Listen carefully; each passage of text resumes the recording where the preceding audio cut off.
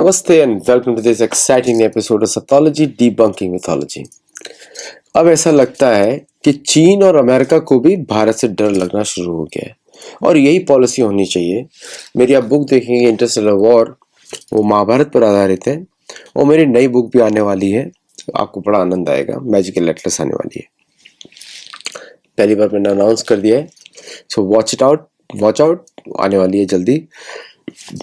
और जो लोग मेरी बुक्स को हिंदी में ट्रांसलेट करना चाहते हैं तो उनको मैं बता दूं कि आपको बहुत कुछ सीखने को मिलेगा, लेकिन आपको गुरुकुल में जुड़ना पड़ेगा, आपको मेरे साथ अलाइन करना पड़ेगा, तब आपको मैं ट्रांसलेट करने का अवसर दूंगा और वो सैथोलॉजी के लिए होगा।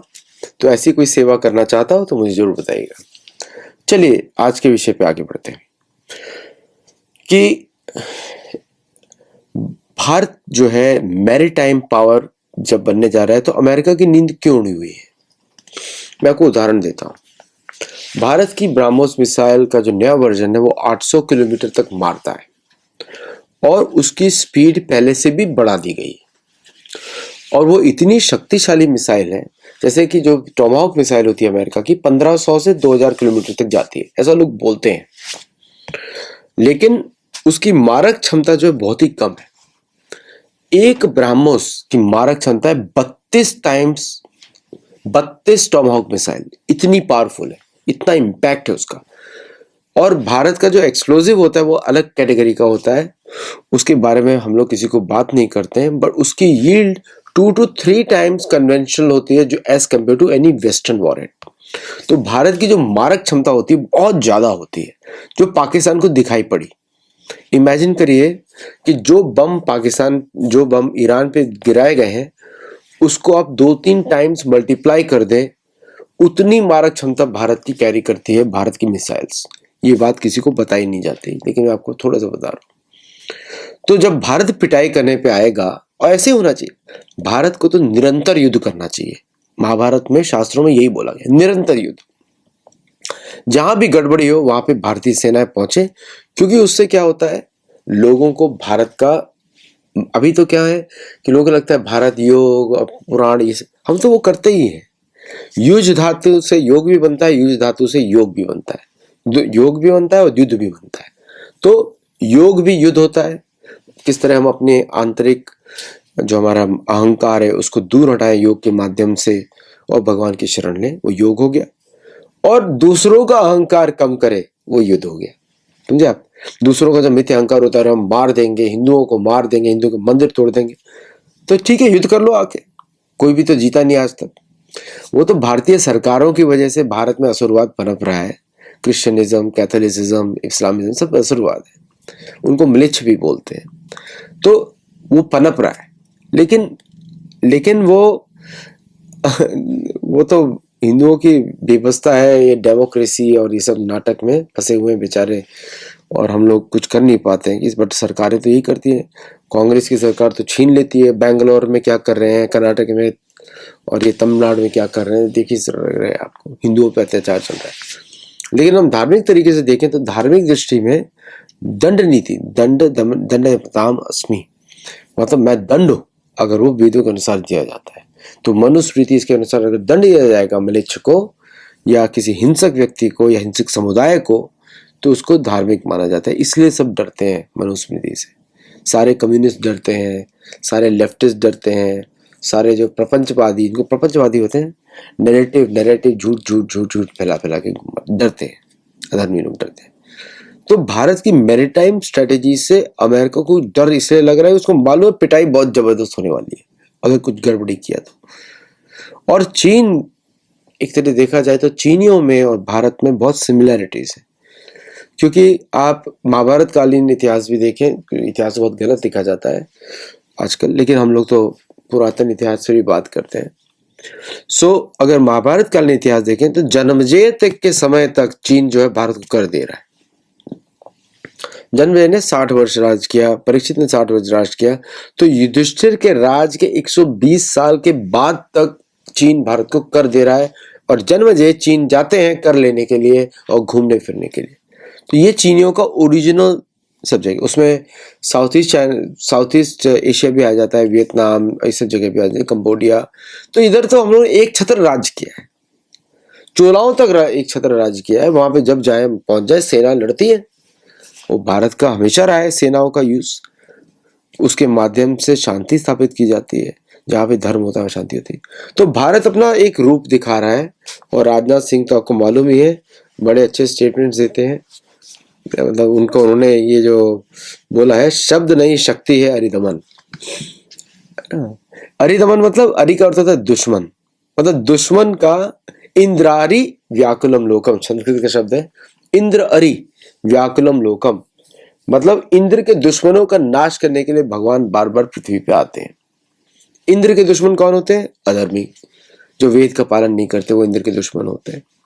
और एक्चुअली मैं आपको एक और सीक्रेट बता दूं, कुतुब मीनार को का ओरिजिनल नाम है इंद्रध्वज, उसको विष्णु ध्वज भी बोलते हैं, इंद्रध्वज भी बोलते हैं। ये कृष्ण ने नाम दिया था इंद्रध्वज।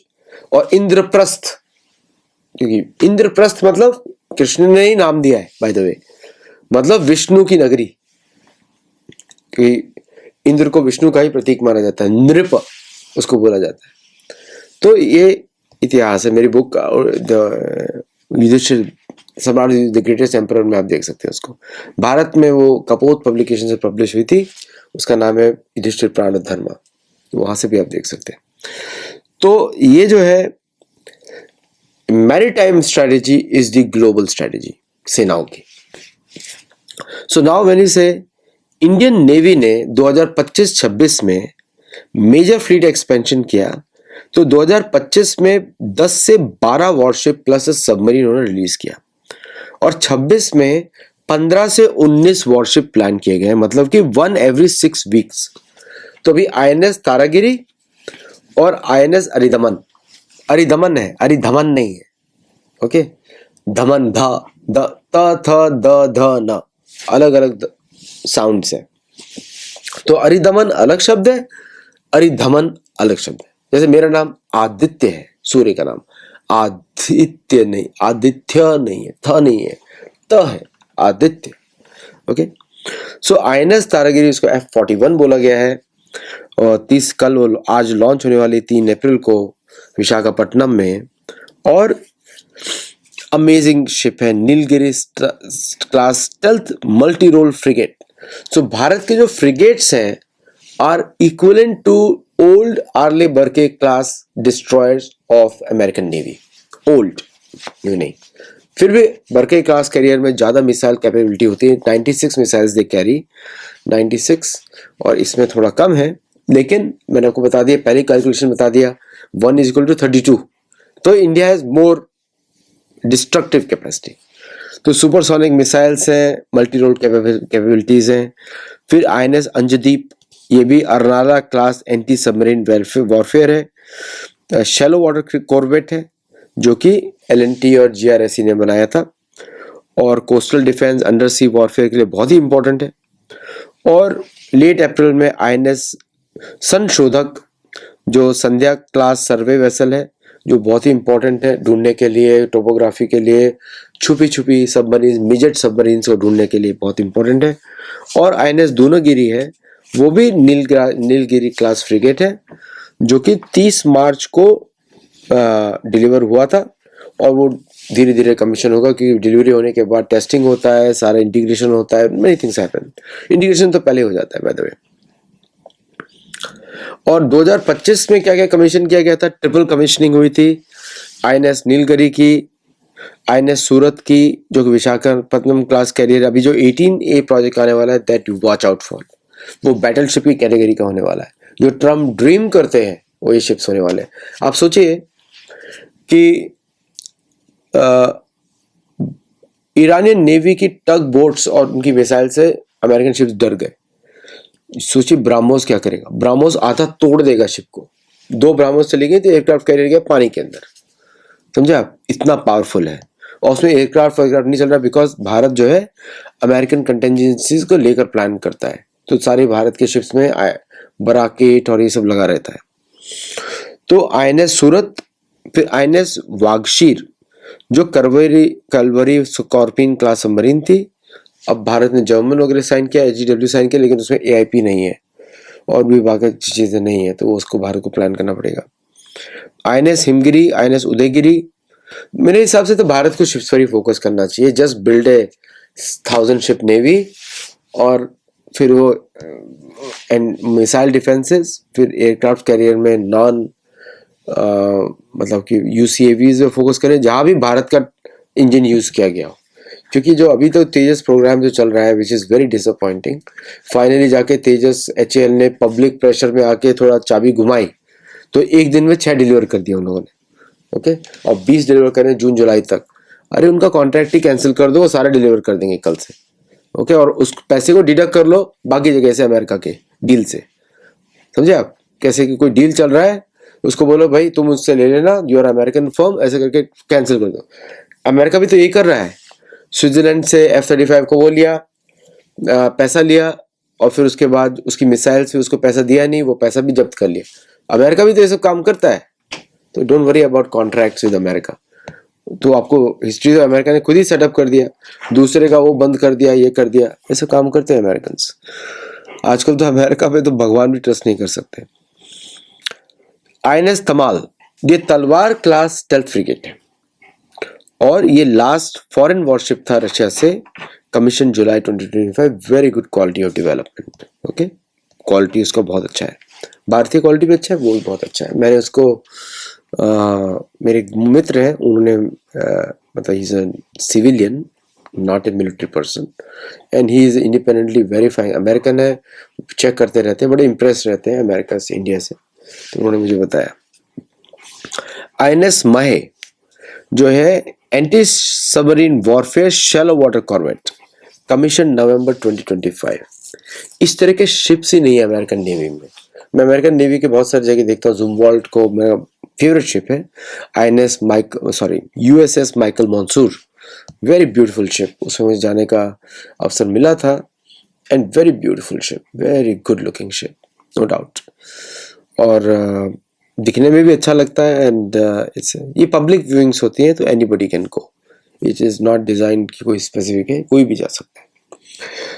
INS इक्षक जो है संध्या क्लास लार्ज सर्वे वेसल है।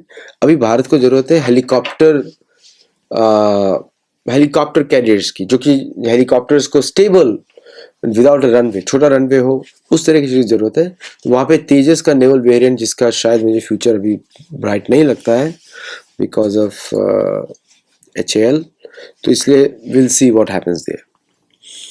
और फिर एडिशनल अर्नाला क्लास कॉर्वेट्स जो है, INS अर्नाला, INS एंड्रॉथ, और फिर INS निस्तर डाइविंग सपोर्ट के लिए, INS A20, उसका कोई एप्लीकेशन पता नहीं है लेकिन सीक्रेट है वो, ये सब है। तो ये नेवी का stealth frigate, destroyer, submarine, AW। कोई मुझे पूछ रहा था कि ईरानियन नेवी का इस तरह, ईरान नेवी का इस क्वालिटी का कुछ भी नहीं है, बिलीव मी, ओके, कुछ भी नहीं है उनके पास, न इस तरह की मिसाइल्स उनके पास, न उस तरह कुछ है, तो उनके पास ऐसा कुछ भी नहीं है। एंड जस्ट इमेजिन कि अगर नॉर्थ कोरियन मिसाइल सप्लाई कर रहे हैं, जैसे उन्होंने हासोंग 18 सप्लाई करी ईरान को, which is 15,000 kilometres, north Korea के पास Indian missiles are way more advance than any north Korean missile, तो इसको आप याद रखिए। नॉर्थ कोरिया ने पाकिस्तान को भी सप्लाई किया है, चाइना जो है नॉर्थ कोरिया के थ्रू सप्लाई करता है, रशिया जो है नॉर्थ कोरिया के थ्रू सप्लाई करता है, और नॉर्थ कोरिया को नेचर मालूम है चाइना का, तो नॉर्थ कोरिया अपनी प्रिपरेशन चाइना के विरुद्ध भी रखता है, ओके, और रशिया भी रखता है बाय द वे, कि रशिया का बॉर्डर डिस्प्यूट भी है चाइना के साथ। तो 175 प्लस शिप्स बाय 2035 ये भारतीय नेवी का प्लान है। और अगर बड़ा कंटीजेंट बनाते हैं मरीन्स के जैसा एम्फीबियस हेलीकॉप्टर उसके साथ, तो भारतीय नेवी को मैन पावर भी बढ़ानी पड़ेगी। और एडिशनली ये भी हो सकता है जो मरीन करके एक नया कोर बनाया जाए, उनकी नकल नहीं की जाए अमेरिकन की, अपना खुद का बनाना चाहिए, क्योंकि हमारा काम करने का तरीका, सोचने का तरीका, हमारा लॉजिकल रीजनिंग संस्कृत बेस्ड है, वेद बेस्ड है, पुराण बेस्ड है, रामायण महाभारत बेस्ड है, तो हमारा सोचने का तरीका डिफेंस का अलग ही होगा। इसलिए भारतीय प्लानर्स को तो वेस्टर्न तरीके से कॉपी नहीं करना चाहिए, we should study our books, जैसे मेरी बुक है इंटरस्टेलर वॉर, वो महाभारत पर ही है, 18 डेज ऑफ वॉर, और उसमें मैंने सब वो पॉइंटर्स भी दे दिए हैं कि ये ग्रह ये था, ये ग्रह ये था, ये ग्रह ये था, ऐसे करके उसको स्टडी करना चाहिए हमारे इंटरस्टेलर वॉर की, किस तरह हमने युद्ध किया है, हमारी सोच कैसी है। बिकॉज जब तक हमको अपना युद्ध की शैली मालूम नहीं होगी जो हमारी ओरिजिनल है, तब तक हम ओरिजिनल वेपन्स भी डेवलप नहीं कर सकते। क्योंकि माइंड से अगर 24 घंटे सोचेंगे अमेरिका ने अभी ये ऐड किया है, इसराइल ने ये ऐड किया है, इसके सॉफ्टवेयर में ये, हम लोग अपनी मिसाइल पे फोकस करें ना, जैसे हमने ब्रह्मोस में किया। BrahMos is a good example of Indian thought process, Russian propulsion, Indian design और इंडियन मिसाइल सॉफ्टवेयर। तो इसलिए BrahMos is better than even P90 which Russia uses, उसी के बेसिस पर है। और उस पर जो एडिशन सब्ट्रैक्शन उन लोगों ने किए हैं, हमारी जो अग्नि का मिसाइल है उस पर इंडिजिनस थॉट प्रोसेस है, इंडिजिनस सॉफ्टवेयर है। तो एयरक्राफ्ट डिजाइन पर भी यही करना चाहिए। प्रोपल्शन को हम लोग किस तरह मर्क्यूरी बेस्ड प्रोपल्शन करें और किस तरह हम उसको यूज करें, और engine design totally different. Western design कितना क्लटर्ड लगते हैं, आप देखिए ना, ये कितना इंजन कितना क्लटर्ड लगता है। सेम आप देखिए इंजन जो है, देखिए एलॉन मस्क के इंजन देखिए, स्पेस एक्स के, वेरी डीक्लटर्ड इंजन, अमेजिंग डिजाइन। ऐसा हम लोग बना सकते हैं। आप कोई देखते हैं विमान, क्लटर्ड विमान में तार लटक रही हैं, पाइप्स मेटल के चल रहे हैं, ऐसा नहीं होता। So if we come to our own designs, we can work on mercury based designs, chemical propulsion designs, जिसमें हमको इतनी सारी वायर्स की जरूरत ही ना पड़े, ब्लॉक कैनल्स होने चाहिए बड़े बड़े, and then we can accomplish. मैं डिजाइनर नहीं हूँ, लेकिन थोड़े बहुत आइडियाज में देख रहा था विमान शास्त्र को सबको, तो बड़े अजीब तरीके के डिजाइन्स हैं जो कि आज ह्यूमैनिटी में नहीं है, जिसको जर्मनी स्टडी करता है, चोरी करता है सारा। कोई जर्मन इनोवेशन कुछ होती है क्या? वो तो सोच भी नहीं सकते, थिक ब्रेन पीपल सोच भी नहीं सकते, वो तो उनको तो हुण माना जाता है, हुण उनका काम है रथ बनाना महाभारत कालीन, है ना। हम लोग आजकल उन्हीं को देखने लगे, भाई हमको कुछ सिखा दो।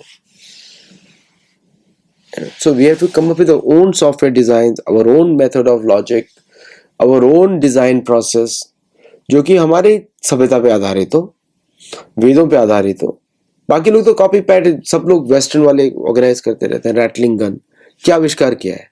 लोगों को मारने का सामान आविष्कार किया है ना ज्यादातर। रोड एक्सीडेंट कितने होते हैं अमेरिका में, आप देखो ना, आप कितने होते हैं। 65,000 लोग तो हर साल मरते हैं रोड एक्सीडेंट्स में, despite having the best roads. मरने का सामान ज्यादा इकट्ठा किया है। तो we have to, for defence purpose also, to think our own indigenous thought process, design processes. तो चलिए आज के लिए बस इतना ही। आप हमारे गुरुकुल में जुड़िए और मेरी बुक्स को देखिए, सतोलॉजी सर्च करिए अमेजोन पे। हमको टिकटॉक पर भी फॉलो करिए सतोलॉजी, जो लोग फॉलो कर सकते हैं, क्योंकि टिकटॉक पे बहुत सारे यूथ रहते हैं, वेस्टर्न यूथ और बाकी कंट्रीज में। और इंस्टाग्राम पर भी फॉलो करिए Satology as well as my own handle. Facebook पर भी आप फॉलो करिए, हम लोग को सपोर्ट करिए एंड हेल्प अस ग्रो। और हमारे जो प्रोजेक्ट्स आने वाले हैं पेरू के और सेंट्रल एशिया के, उस पर हमको जरूर सपोर्ट करिए। मेरा ट्रैवल चलता रहता है, तो अभी अमेरिकन टूर पे रहूंगा। जहाँ पे आप मुझे बुलाना चाहें तो you can invite me to speak on Ramayana and Mahabharata and gurukul. These are the 3 main topics. तो आप इस टॉपिक से मुझे बुला सकते हैं and then I will be happy to come there. Thank you, नमस्ते। ऑब्वियसली जियो पॉलिटिक्स आप ऐड कर दीजिएगा, थोड़ा मसाले वाला लोगों को अच्छा लगता है। असुरवाद उसको ऐड कर सकते हैं। क्या असुर कैसे सोचता है, असुर कैसे सोचता है, 16 चैप्टर गीता, उसी की बात करूंगा मैं। Thank you very much for joining. नमस्ते, जय Jagannath, and I will see you in the next show. Thank you.